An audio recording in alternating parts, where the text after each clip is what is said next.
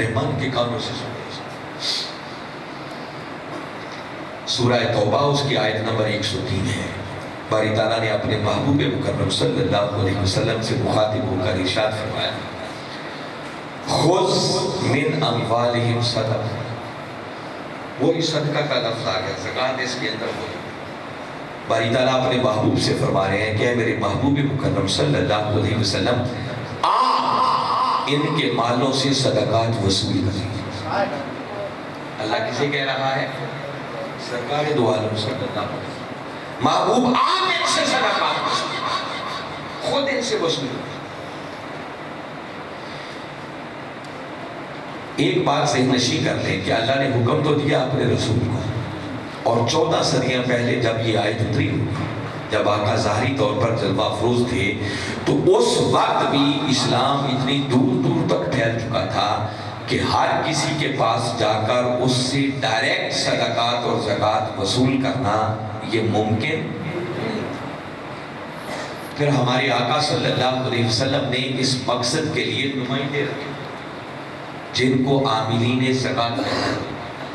زکوٰۃ کے مصارف کو پڑھے نا تو باقاعدہ ایک پورا ہیڈ ہے عاملین زکوٰۃ کے نام سے، والعاملین علیہا، وہ جو زکوٰۃ کلیکٹرز ہیں، زکوٰۃ جمع کرنے والے، وہ جا کے جمع کرتے ہیں۔ کئی لوگ ڈائریکٹ آقا کو آ کر دیتے ہیں، کئی آقا کے حکم کے مطابق کسی غریب اور یتیم کو بھی دے دیتے ہوں گے اپنے انا کو، مگر اللہ کا حکم کیا تھا کہ محبوب آپ ان سے وصول۔ اور قرآن کا کوئی حکم کسی جگہ پر رکتا نہیں، وہ قیامت تک کے لیے جنرلائز ہو جائے۔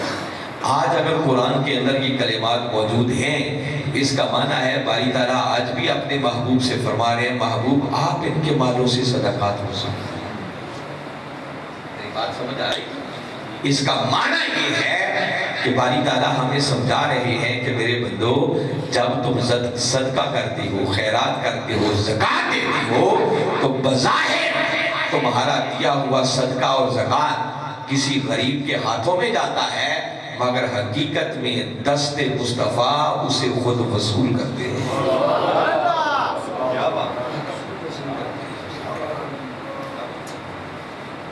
یہ کوئی معمولی کام نہیں ہے۔ میں اس آیت کو یہیں چھوڑ کے اسے اگلی آیت پہ لے کے چلتا ہوں۔ باری تعالیٰ نے آگے وہ کہتے ہیں نا حد ہی کر دی، اگلی آیت میں ایک اور بات اس نے فرمائی، آیت نمبر 104 فرمایا، علم یعلم ان اللہ هو یقبل التوبہ عن عبادہ، فرمایا محبوب کیا یہ لوگ جانتے نہیں ہیں کہ وہ اللہ ہی ہے جو اپنے بندوں کی توبہ قبول کرتا ہے۔ اتنی بات کی اور آگے فرمایا وَيَأْخُذُ الصَّدَقَاتِ، اور کیا یہ جانتے نہیں کہ وہ اللہ ہی ہے جو اپنے بندوں سے صدقات وصول کرتا ہے۔ ادھر کس کی بات کی رسول؟ آپ میرے محبوب وصول کرو۔ ادھر کیا بتایا؟ کہا صرف رسول ہی نہیں، سنو میں خود خدا بھی وصول کرتا ہوں۔ اور آپ نے ابھی حدیث مبارکہ سنی، جب کوئی صدقہ دیتا اللہ اپنے دانے ہاتھ سے وصول کرتا۔ تو بھائی تعالیٰ سمجھانا یہ چاہتے ہیں کہ بندو جب دیتے ہو مت سمجھا کرو کہ تمہارا صدقہ اور خیرات صرف غریب کے ہاتھوں میں جا رہی ہے، بظاہر غریب کے ہاتھوں میں جاتا ہے، حقیقت میں خدا خود اپنے دست قدرت سے اسے وصول کرتا ہے۔ اور نئے لاہور والوں کبھی سوچو، اگر بندے کو یہ اتنی بات سمجھ آ جائے کہ میں جو دے رہا ہوں یہ اللہ اور اس کے رسول کے ہاتھوں میں جا رہا ہے، تو سوچیں دینے والے پر کیفیت کیا کرے؟ وہ تو ایک وجد کی کیفیت میں ہوگا اگر یہ سمجھ آ جائے، اگر یہ سمجھ بھی۔ آپ اکثر سنتے ہیں نا، کہتے ہیں صدقے میں ہمیشہ اچھی چیز دینی چاہیے۔ کیوں؟ آپ سادہ سی بات آپ ذرا سوچ لیں کہ اگر بندے کا یہ ایمان پختہ ہو جائے کہ میرا دیا ہوا غریب کے ہاتھوں میں نہیں، اللہ اور اس کے رسول کے ہاتھوں میں جا رہا ہے، تو وہ کبھی چاہے گا کہ ناقص شے کروں؟ اس لیے نہیں ناقص شے دینی چاہیے کہ یہ سیدھی اللہ کے ہاتھ میں جاتا ہے، اس کے رسول کے ہاتھ میں۔ اچھی چیز تو خیر ایک بات فرمایا محبوب آپ ان سے صدقہ، پھر آگے فرمایا تو طاہرہم وتزکیہم بہا۔ زکوٰۃ کا ایک معنی جو ہے نا بڑھنا، زکوٰۃ کے معنی کے اندر ایک معنی طہارت کا پایا جاتا ہے، پاکیزگی کا معنی پایا جاتا ہے۔ زکوٰۃ کو زکوٰۃ اس لیے بھی کہتے ہیں کہ جب آپ زکوٰۃ نکال دیتے ہیں تو آپ کا بقیہ مال پاک ہو جاتا ہے۔ کیوں پاک ہوتا ہے؟ زکوٰۃ غریبوں کا حق تھا، جب کسی غریب کا حق مار کر آپ نے اپنے مال میں جمع کر لیا تو آپ نے اپنے حلال کو بھی حرام بنا دیا، وہ پاک بھی ناپاک ہو۔ تو جب زکوٰۃ نکال دی، غریبوں کا حق چلا گیا، خالصتاً آپ کا حق رہا وہ تو مال طاہر ہو جاتا ہے۔ مگر بڑی غور سے سنیں جو یہ آیتیں کہیں، باری تعالیٰ نے یہ نہیں فرمایا کہ ان کے مال کو پاک کر دیں، فرمایا محبوب ان سے صدقات وصول کریں، اور وصول کر کے کیا کریں؟ تو طاہرہم، ہم سے مراد خیرات نہیں ہے، صدقہ نہیں ہے، بلکہ صدقہ دینے والے بندے۔ اور باری تعالیٰ اپنے محبوب سے فرمائے محبوب ان سے صدقات وصول کریں، اور وصول کر کے پھر ان صدقہ دینے والوں کو پاک اور طاہر بنا دیں، ان کے جسموں کو پاک کر دیں۔ وَتُزَكِّيهِمْ بِهَا، اور ان کے دیے ہوئے اس صدقہ کی بدولت محبوب ان کی روحوں کا بھی تزکیہ اور تزکیہ کر دیں، ان کے ظاہر کو بھی پاک کر دیں، ان کے باطن کو بھی پاک کر دیں۔ یہ زکوٰۃ سے کیا کیا کچھ ملتا ہے میں یہ بتا رہا ہوں، میں ان کی تفصیلات میں نہیں جا رہا، یہ الگ چیپٹر ہے۔ میں اس سے اگلی ایمان افروز بات کہنا چاہ رہا ہوں، آپ سن رہے ہیں میری بات؟ سنیے، میں وہ بات بتا کی کیفیت پیدا کریں کہ مالوں سے صدقات وصول کریں، پھر ان کے جسموں کو طہارت کر دیں، ان کی روحوں کو تزکیہ اور تزکیہ کر دیں، ان کے مالوں اور جسموں میں برکت کر دیں۔ یہ آگے فرمایا اور اے میرے محبوب پھر ان صدقہ دینے والوں کے لیے دعا کر دیں۔ خدا کسے کہہ رہا ہے؟ اپنے محبوب سے کہہ رہا ہے، محبوب ان صدقہ دینے والوں پر دم فرما دیں، ان کے لیے دعا کر دیں۔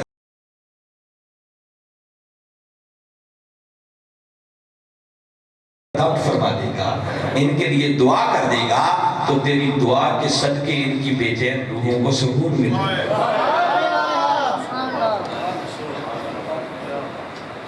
میں پھر کہہ رہا ہوں، میں آپ کو قرآن سنا رہا ہوں، اور میں نے ایک بات بتائی کہ قرآن کا کوئی حکم کسی جگہ پر رکتا، وہ جنرلائز ہے، قیامت تک چلے گا۔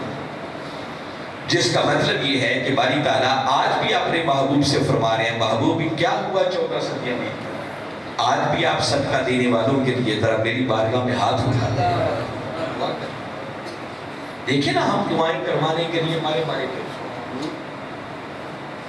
بڑی خوش نصیبی مرکز منہاج القرآن پر میری ایک جمعہ پڑھانے کی ڈیوٹی لگی ہوئی ہے، ٹوٹی پھوٹی باتیں ان کو سناتا رہتا، دعا کرنے کا مجھے موقع ملتا ہے، چٹوں کا پورا انبار ہوتا ہے جو ہر جمعے میں آتا ہے، میرے لیے دعا کرتے، میرے لیے دعا کرتے، میرے لیے دعا۔ ہم کہاں کہاں مارے پھرتے رہتے ہیں، کبھی کسی سے دعا کرواؤ، کبھی کسی سے کرواؤ، کبھی کسی سے کرواؤ، کرواتے ہیں نا۔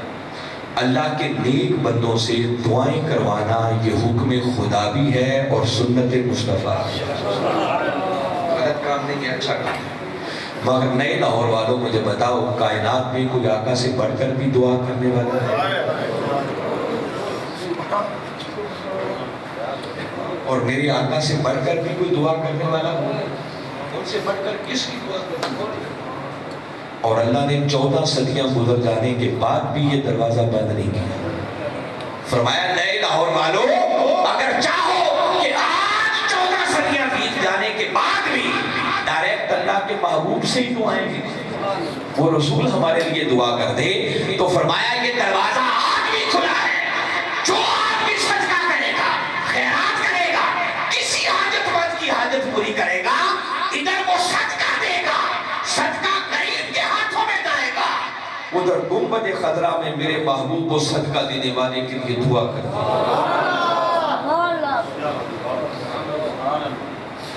और जिस खुश नसीब के लिए मेरे आका के हाथ उठ जाए उसे भूखा भी रहेगा जी, फिर भी अंदर का डर ना निकले तो है को बड़ी से और मैं अगली ईमान अफरोज बात कह रहा हूं, मेरे आका की दुआ फिर हमारी दुआओं जैसी तो नहीं है ना, रद्द हो सकती है, सवाल ही पैदा नहीं। मगर मैं अगली बात कर रहा हूं, सोचो ना मसलन हमारे बाद मुश्ताक साहब इन्होंने कुछ सदका किया, अब अल्लाह का हुक्म है कि मेरे महबूब सदका करने वाले के लिए दुआ करें, तो क्या आका दुआ करेंगे? तो जब वो अपने गुंबद खदरा में कब्र अनवर के अंदर बैठकर बार मुश्ताक साहब के लिए हाथ उठाएंगे तो ईमान से कहिए उस वक्त मेरे आका की तवज्जो मार साहब की तरफ होगी या नहीं होगी? वो हमारी तरह बेध्यानी में दुआ करेंगे कि मांग मौला से रहे हैं और ध्यान कहीं हो जाए, ऐसा तो हो नहीं सकता। और अगर मेरे आका की तवज्जो हो गई और वो यकीनन होगी तो जिसकी तरफ मेरे आका की तवज्जो हो जाए वहां करम के दरवाजे खोलो। आका की तवज्जो कोई मामूली तवज्जो है, आका की तवज्जो किसी की तरफ हो जाए, ये वही तवज्जो है ना जो डूबे हुए सूरज पे हो जाए तो पलट के वापस आ जाए। वो तवज्जो अगर 14वीं के चांद पे हो जाए तो 2 हिस्सों में तकसीम हो जाए। वो तवज्जो दूध के एक प्याले पर हो जाए, 70 से हवा पी जाए वो दूध का प्याला खत्म ही ना हो। वो तवज्जो अगर पत्थरों और कंकरियों पर हो जाए तो काफिर की बंद मुट्ठी के अंदर कंकरियां कलमा पढ़ना चाहिए।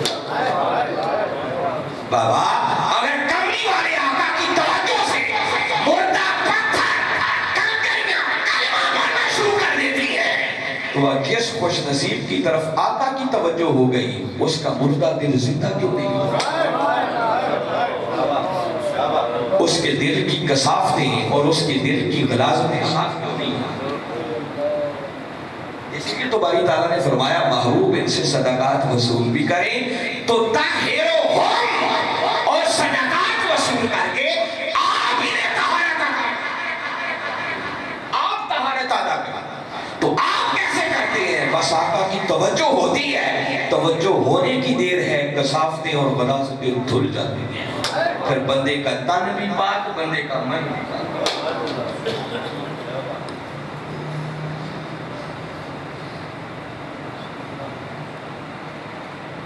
अब मैंने आपको बहुत कुछ बताया, बंदे के समझने के लिए बात तो एक ही काफी, बहुत कुछ कह दिया।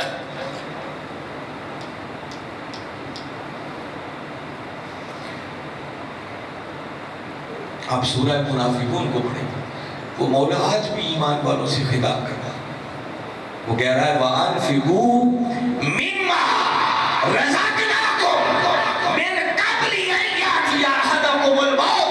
ऐ ईमान वालों, कबल इसके कि तुम्हारी मौत का वक्त आ जाए, उस वक्त के आने से पहले पहले हमारे दिए हुए में से खर्च कर अपने मन के कानों से मौला कहता है कबल इसके कि वो वक्त आ जाए कुछ कर फयकुल, जब मौत आ जाएगी ना तो वो बंदा कहेगा रब्बी लौला अखरतनी इला अजलिन करीब, मौला काश थोड़ा सा मौत को दूर कर दे, एक लम्हे की मोहलत दे दे। क्यों दे दे? ताकि मैं सदका कर लूं, खैरात कर लूं, ज़कात निकाल लूं, वअकुम मिनस सालिहीन, और सदका करके मैं भी सालिहीन में। फिर बंदा कहेगा मगर वक्त गुजर चुका, कहेगा नहीं अब मौत का वक्त आ गया, अब ना एक लम्हा आगे होगा ना एक लम्हा पीछे। लोगों अभी वक्त है दुनिया के गफलत की नींद से बेदार हो गया, अल्लाह ने मोहलत दे रखी है।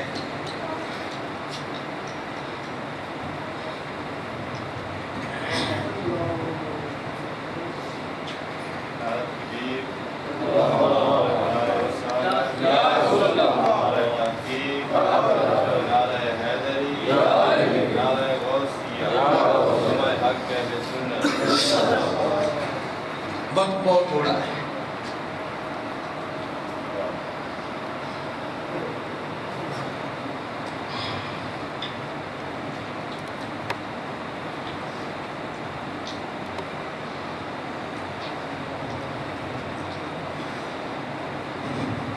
ان نشستوں کا، ان تقریروں کا فائدہ تب ہے کہ ہم صبر کریں. اگر بدلا کوئی نہ تو مزہ نہیں.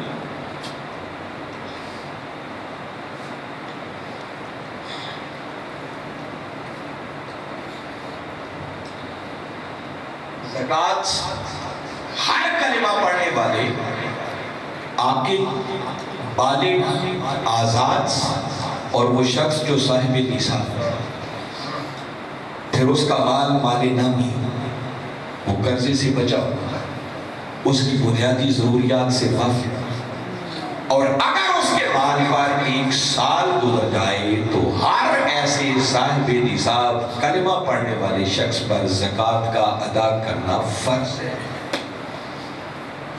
اس کے بغیر چارہ نہیں ہے، ورنہ حساب ہوگا، گرفت ہوگی، عذاب ہوگا. نصاب کیا ہوتا ہے میں نے بتایا نا. آپ میں مسائل شروع کروں گا تو بڑا لمبا ہوتا ہے. میں بنیادی بس ایک بات کے اندر لگانا چاہ رہا ہوں کہ ہمیں سمجھ آ جائے ہم کتنی سستی کا شکار ہیں، اس غفلت کا شکار، اتنا گھاٹے کا سودا کر رہے ہیں. اب میں موٹی سی بس 2 باتیں آپ کو بتا دیتا ہوں، پھر ہم گفتگو ختم کر دیں گے، دعا کر دیں گے، چونکہ بعض لوگوں نے اپنے کاموں پہ جانا ہوگا. نصاب 7.5 تولے سونا یا 52.5 تولے چاندی. آج سے 14 صدیاں قبل جب زکوٰۃ فرض ہوئی تو 7.5 تولے سونا اور 52.5 تولے چاندی کی قیمت برابر تھی. ان دونوں چیزوں کو میرے آقا نے ایک نصاب دیا. وقت گزرنے کے ساتھ ساتھ ان کی قیمتوں میں تبدیلی آئی اور زمین آسمان کی تبدیلی آئی. آج 52.5 تولے چاندی کی قیمت میرا رفلی اندازہ ہے 90,000 سے لے کر 1 لاکھ لگ بھگ، بس اس کے روڈ وہ. اور 7.5 تولے سونا کی قیمت کو لگ بھگ 10 لاکھ کے چلی جاتی. اب کیا ہوگا، حل کیا؟ لوگ اکثر سوال پوچھتے ہیں کہ آپ 7.5 تولے سونے کو نصاب بنائیں یا 52.5 تولے چاندی کو نصاب بنائیں. ایک بات تو یاد رکھ لیں کہ سونا اور چاندی جس شکل میں بھی موجود ہے اس پر زکوٰۃ ہوگا. اب کسی کے پاس نہ پورے 7.5 تولے سونا ہے نہ پوری 52.5 تولے چاندی. کچھ سونا ہے، کچھ چاندی ہے، کچھ نقدی ہے، یا خالی چاندی، خالی کچھ سونا ہے، ساتھ کچھ پیسے ہیں. تو مسئلہ حل کیسے ہوگا؟ طریقہ یہ ہے کہ جتنا سونا ہے اس کے بھی پیسے بنا دیں، مارکیٹ ویلیو کے مطابق. اگر چاندی ہے تو اس کے بھی پیسے بنا دیں، جو پیسے ہیں وہ خود اس میں ویسے شامل ہو جائیں، سب کو جمع کر لیں.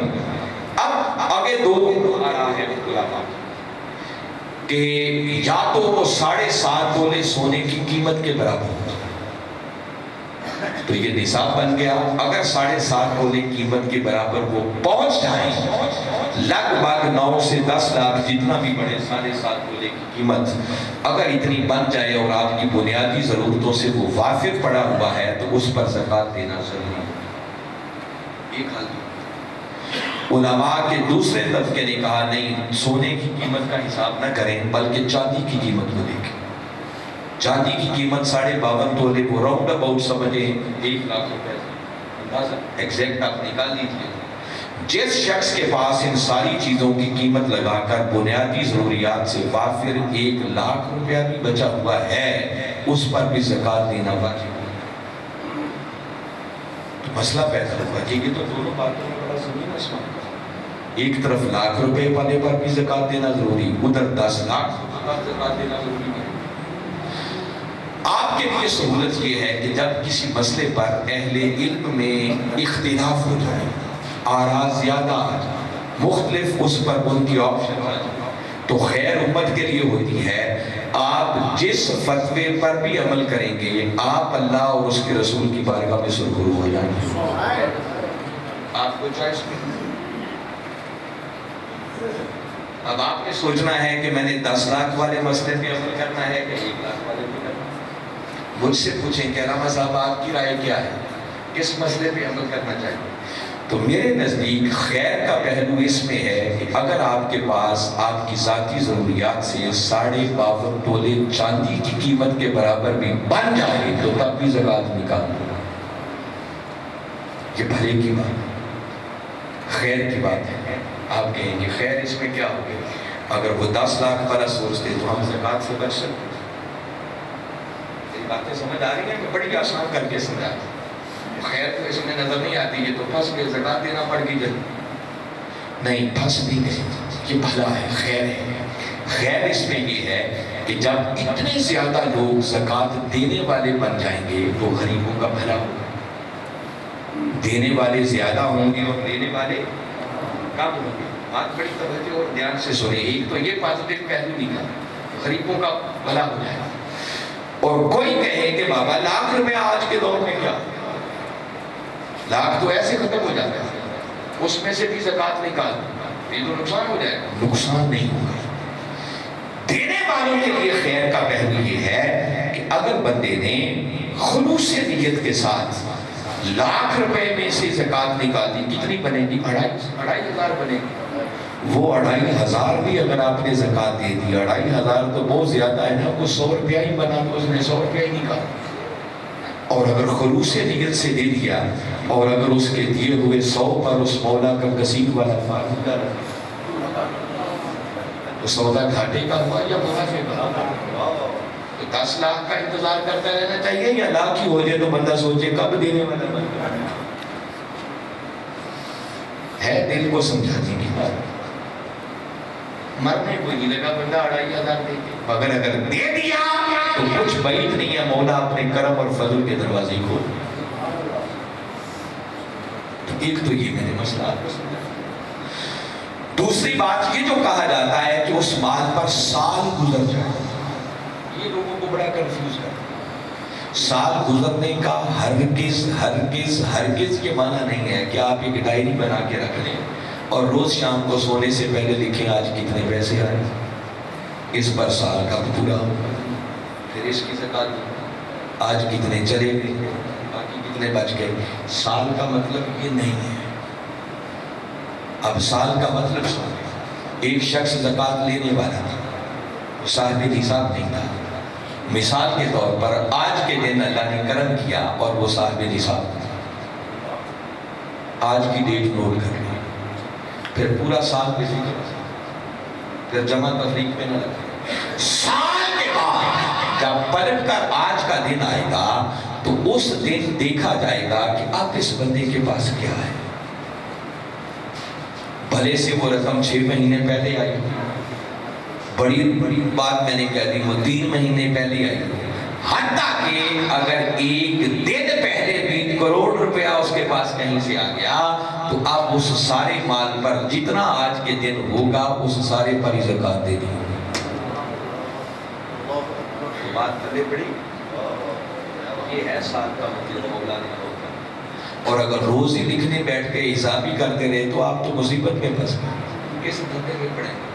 تو ساتھ ایک پٹواری رکھنا پڑے گا جو روز آپ کو حساب کر کے کرے۔ یہ معنی نہیں ہے اس کا معنی یہ ہے جو میں نے آپ کو سمجھایا، دوران سال مال کم ہوتا رہے زیادہ ہوتا رہے اس کا اعتبار نہیں ہے۔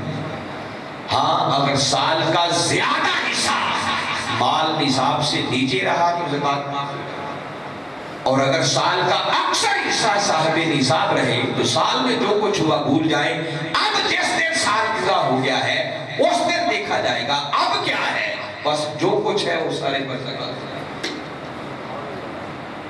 یہ ہے مولانی مول کا سونا اور چاندی جس شکل میں بھی موجود ہے، خواہ عورتوں کے پاس زیورات ہیں روز پہنتی ہیں اس پر زکوٰۃ، چاندی جس شکل میں بھی ہے زکوٰۃ، مگر سونے اور چاندی کے علاوہ اگر کوئی اور قیمتی شے آپ کے استعمال میں ہے تو بھلے وہ کروڑوں کی اربوں کی بھی ہے تو اس پر زکوٰۃ نہیں۔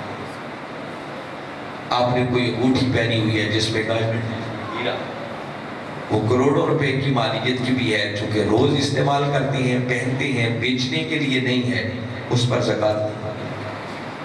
آپ نے گاڑی رکھی ہوئی ہے، آپ نے استعمال کے لیے کروڑوں روپے کی ہے، کوئی زکوٰۃ نہیں۔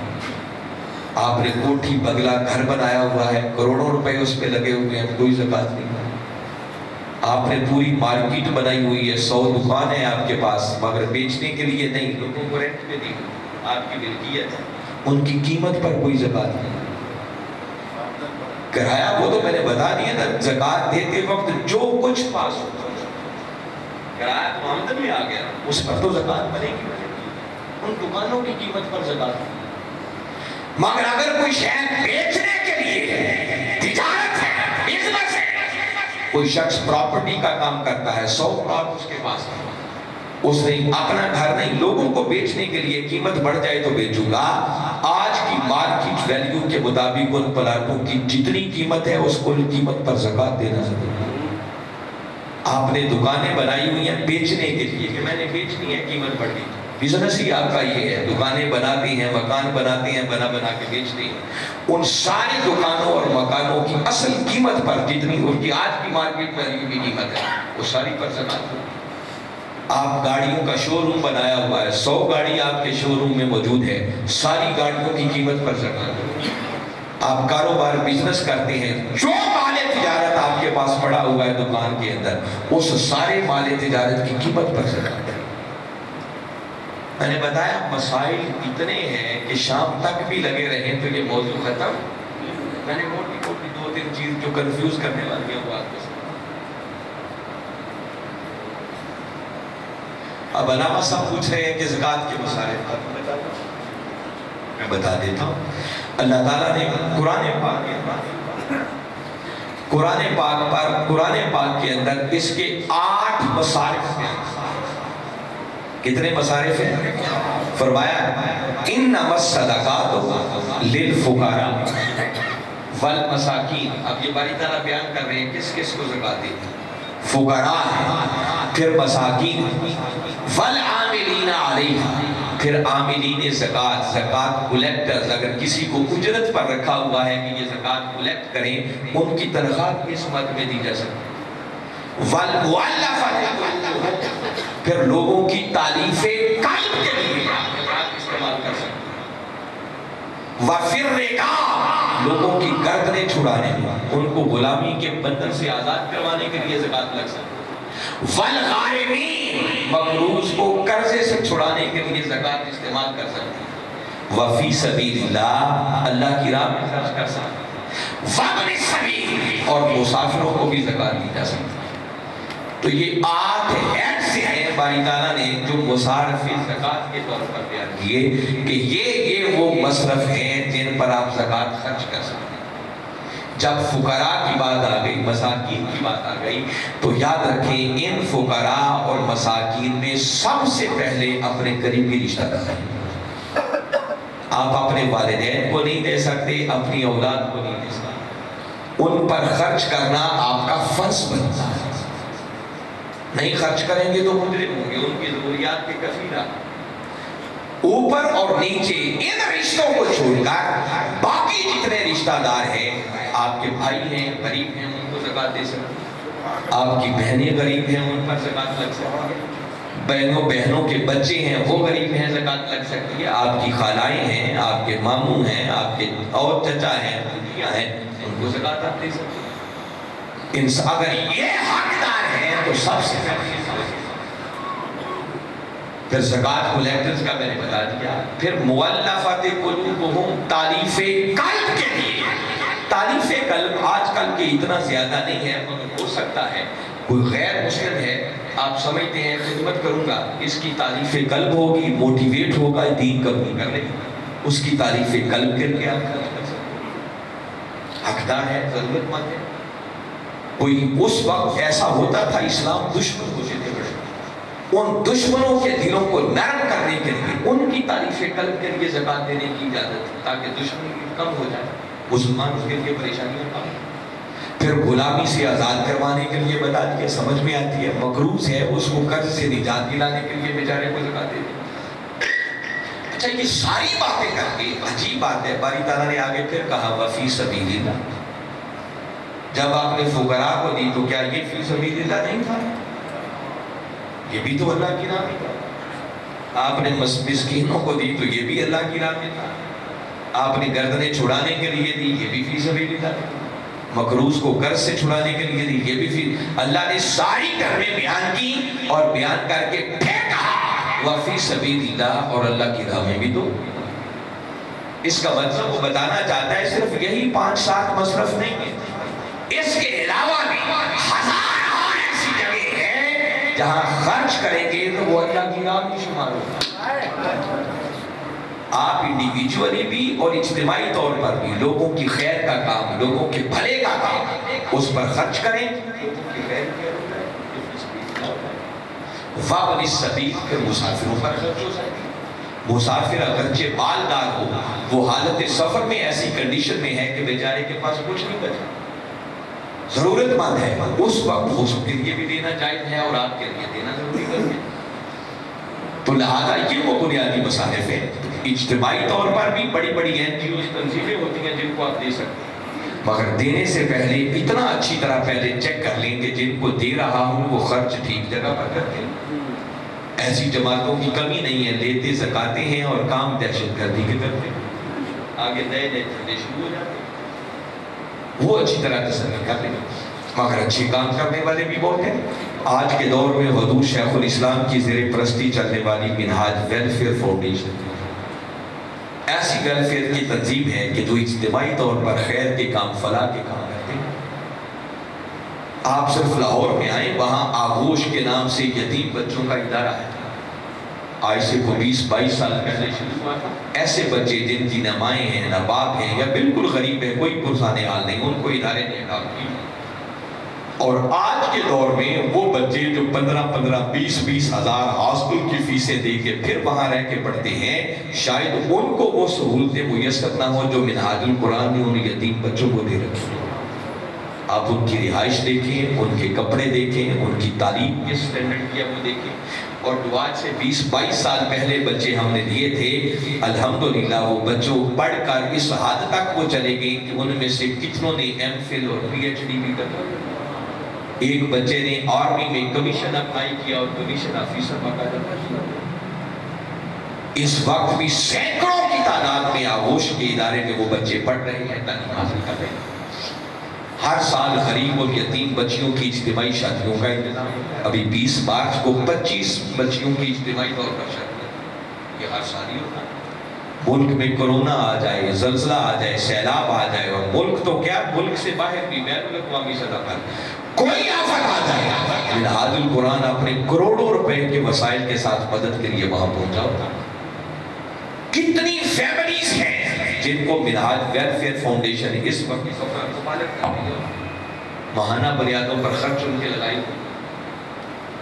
صرف جو مرکز پر ہمارے چلنے والے ادارے ہیں، منہاج یونیورسٹی ہے، گرلز کالج ہے، شریعہ کالج ہے، تحفیظ القرآن ہے، بچیوں کا سکول ہے، بچوں کا سکول ہے، ان اداروں کے اندر جو صرف فیس کی مد میں ان کو سالانہ رعایت دی جاتی ہے، وہ ایک بڑی محتاط بات کروں تو 2.5 سے 3 کروڑ روپے کی وہ رقم جو صرف فیسوں میں رعایت۔